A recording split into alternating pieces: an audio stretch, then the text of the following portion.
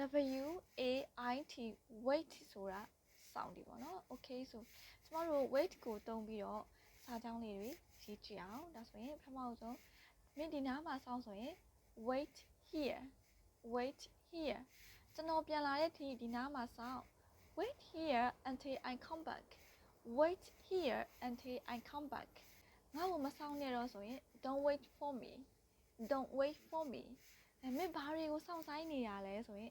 what are you waiting for ဟိုမှာသူပြောချင်တဲ့လေးပဲကွာအလုပ်ရှင်ရှိတာကိုလုပ်လိုက်စောင့်မနေတော့နဲ့အဲ့လိုနေရာမျိုးမှာလဲဒါကိုသုံးလို့ရတယ်မင်းဘာတွေစောင့်ဆိုင်နေရလဲ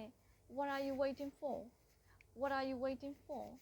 ငါတို့လိုင်းကားစောင့်နေတာဆိုရင် we are waiting for the bus စောင့်နေတာဘယ်လောက်ကြာပြီလဲဆိုရင် how long have you been waiting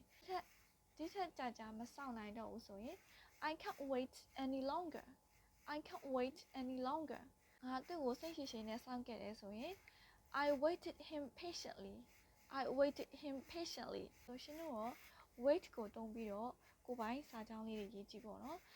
comment မှာရေးရမယ်ဖြစ်ဖြစ်ကိုယ့်ရဲ့ notebook ထဲမှာရေးရမယ်ဖြစ်ဖြစ်ချရေးကြည့်ပါအများကြီးရေးလို့ရသေးတယ်ဒါကျွန်မပြောထားတာကနည်းနည်းလေးပဲရှိသေးတယ်ပေါ့နော်ပြီးတော့ကိုတီးတဲ့စကားလုံးတွေအကုန်လုံးကိုပိုင်းစာကြောင်းတွေရေးဖို့မမေ့ပါနဲ့ဒါမှဒါနဲ့အင်္ဂလိပ်စာနဲ့တိုးတက်လာမှာဖြစ်တဲ့စကားလုံးတွေလည်းကျွဲပွားလာမှာဖြစ်ပါတယ် so that's all for today bye